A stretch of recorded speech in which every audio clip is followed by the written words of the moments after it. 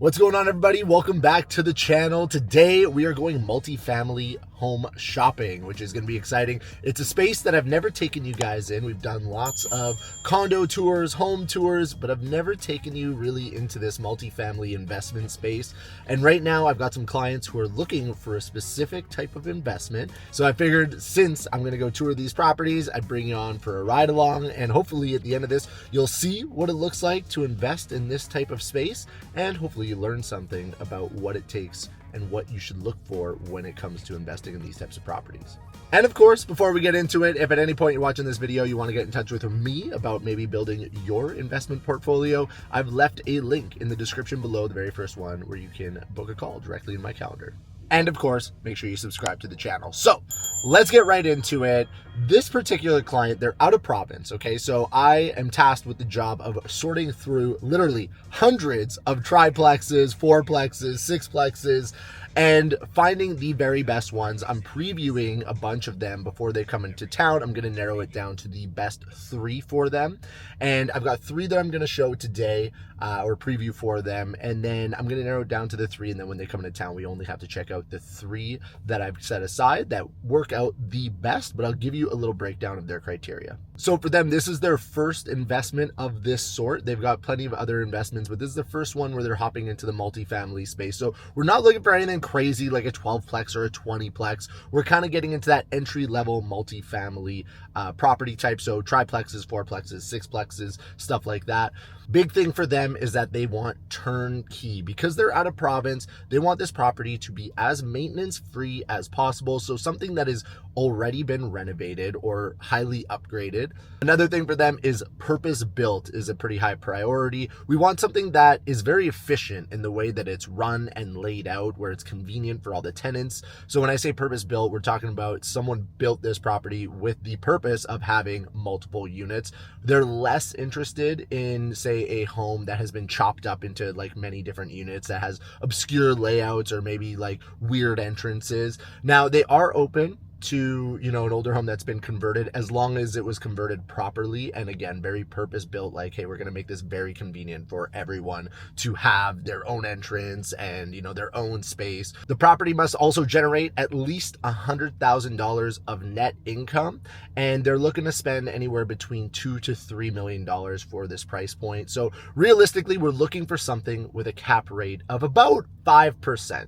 Now, if you're new to this space, cap rates is something that you're going to want to get very familiar with. This is a very important metric that a lot of people use to base their investment decisions and how much they're going to pay for a property. So if you don't know what a cap rate is, it's basically the net income divided by the property value, and it'll spit you out a percentage. And you may have heard this before, a 5 capper. You know, a 5 capper is general terms like a good investment, solid investment. And it's basically taking the net income, so after expenses, after property tax, after utilities, everything, your actual profit, and dividing it by what you pay for it. And then if you times that by 100, it'll give you a percentage. Now, right now in Toronto, you know, everyone's kind of listing their properties around a 4 cap, a 4.5 cap, and that's very in line with the properties that I'm going to be looking at here. We're going to try to get them as close to a 5 cap as possible. But one thing to keep in mind is that cap rate is not everything, because honestly, like if you're, you know, maybe you're thinking about your investment strategy and okay, these guys are spending between $2 and $3 million for something fully renovated.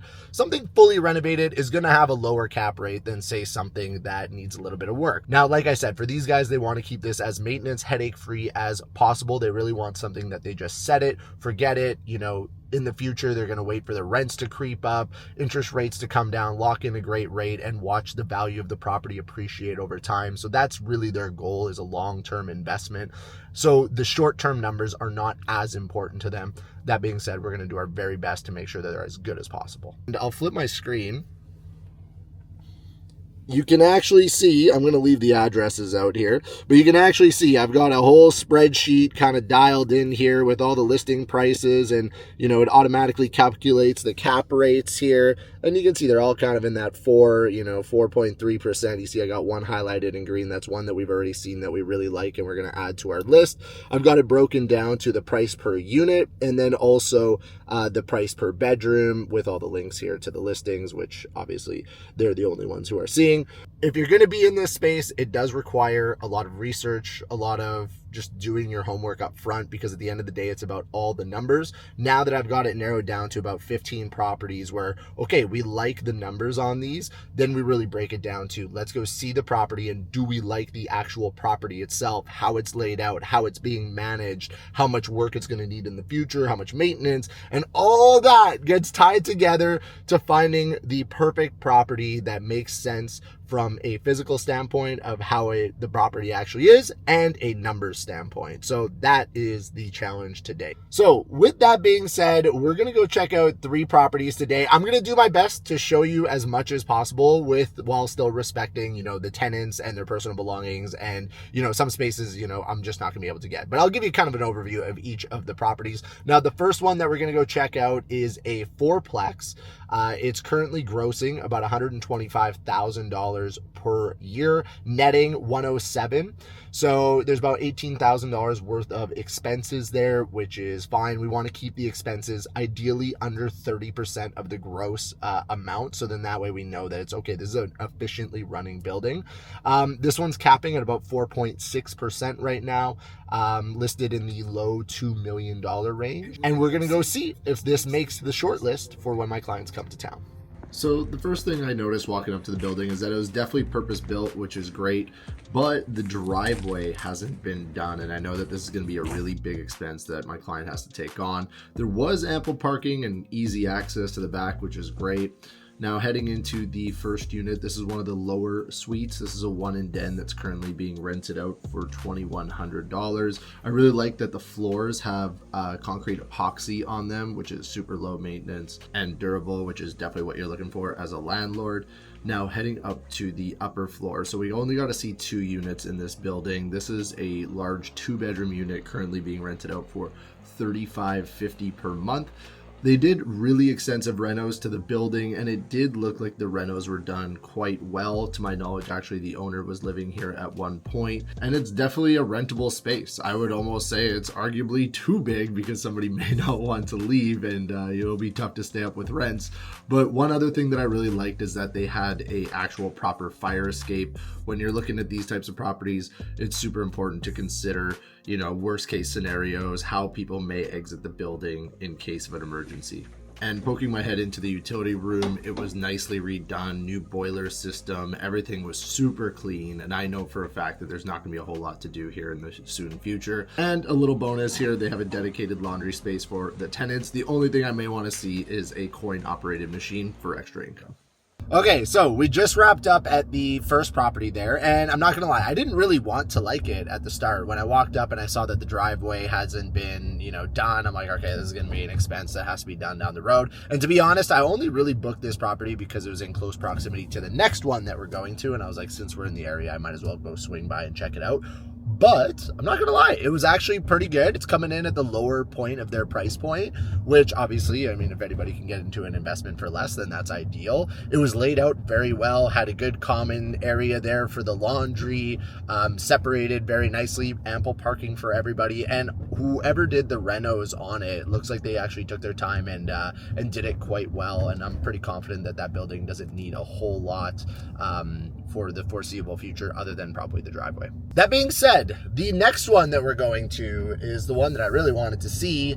Actually, the third one is the one that I really wanted to see because it's a really cool loft space and like a really nice area downtown, but I'll make you wait for that one. The next one is a purpose-built Sixplex. 4 of the units are renovated, 2 of them are not renovated, but what I do like about it is that it is fully purpose-built. This was built as a Sixplex. It's not chopped up. There's nothing weird about it. The layouts should be really, really good. And there's also an in-house property manager. So one of the tenants actually takes on the responsibility of property management for a discounted rent, which is not a bad situation at all, especially for these clients who want to be very hands-off. So we are going to head there and check that one out. So here are the numbers for this one. 6-unit building, currently netting $124,000, listed at just under $2.9 million, and it is coming in at a 4.3% cap rate. Now, before heading in, I did walk around the back to just check out the parking and the drive. That is actually done, unlike the other one. Maybe some small repairs in the future, but nothing crazy. Really nice purpose-built building. As soon as you walk in, you do get that apartment feel, which is definitely going to cater towards a specific type of tenant. But as soon as you're inside, you know, the units are fairly nicely renovated. Like I said, 4 out of the 6 of them have been updated to some degree. I can see that there's still some cabinets that may need to be replaced in the future, but they look like to be in pretty good shape. And the layouts of the units are great. High ceilings, very, very rentable space. I don't see any issues getting tenants in here and keeping this building fully occupied.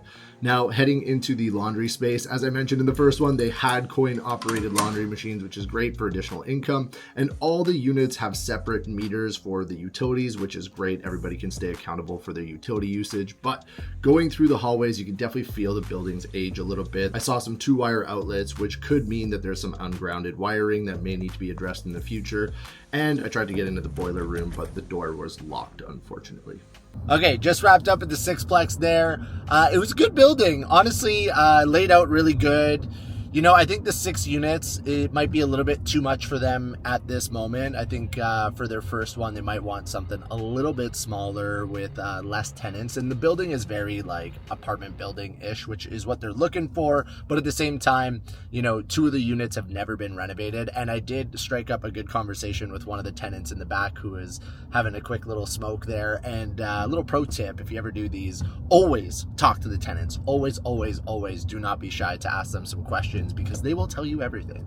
And not that he told us anything bad, but you know, he said 2 of the tenants had been there since 1969, which is crazy. And we didn't get an opportunity to see those particular units, but I can only imagine what they look like if they haven't been renovated since 1969. And not that that's like a huge issue, but it's always kind of good to know what's going on in the building. Typically how these showings go is, you know, especially with a 6-unit building, your first showing is you kind of just go to the property, you check out the outside, all the common areas, and maybe a unit or 2 if they're available. And then if there's more interest, then you just call and you set aside a time where you really disrupt all the tenants and check out every single unit. So, you know, that was kind of like the preliminary showing. Didn't get a chance to see all the units, which is fine. But yeah, the tenant gave us some good insight. I think that one is just, you know, the building's maybe a little bit too old. I think that there is going to be some stuff that's going to come up on that building quite often. And then the tenants are probably a little bit on the like lower end of the spectrum of what my clients want to be dealing with. So we're going to go to the last one, and the last one is really exciting. This is going to be in the best location out of the 3. This one is downtown in a very desirable neighborhood, and it is a converted house, an old house that's been converted into a triplex, but it's got like very nice like loft features, something that's going to attract young professionals who are working in the downtown core, who are probably not afraid to pay a little bit more money for a very trendy looking space. So I think that this one is going to be more along the lines of what we're looking for. So big thing with this one is location, being close to Bathurst and Bloor and a stone's throw away from a major subway station, which is great, going to help keep this building fully occupied and potential appreciation high. As soon as you walk in, it's kind of one of those homes that's split off into 2, which isn't ideally what they're looking for, but as soon as you get inside, you can kind of see the appeal of this property. They've definitely made some trendy finishes here, which is going to cater to some young professionals who are maybe willing to pay top dollar.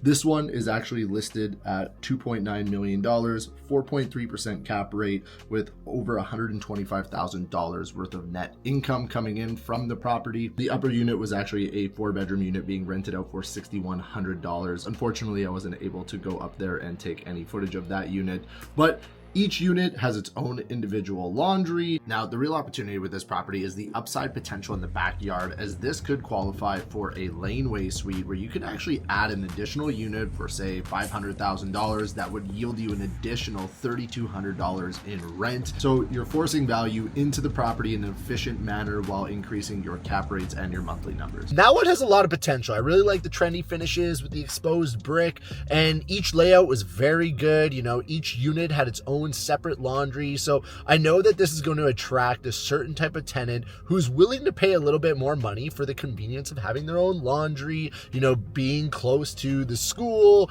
being close to transit, and then also having some pretty cool finishes on top of that. So I really like that about this property.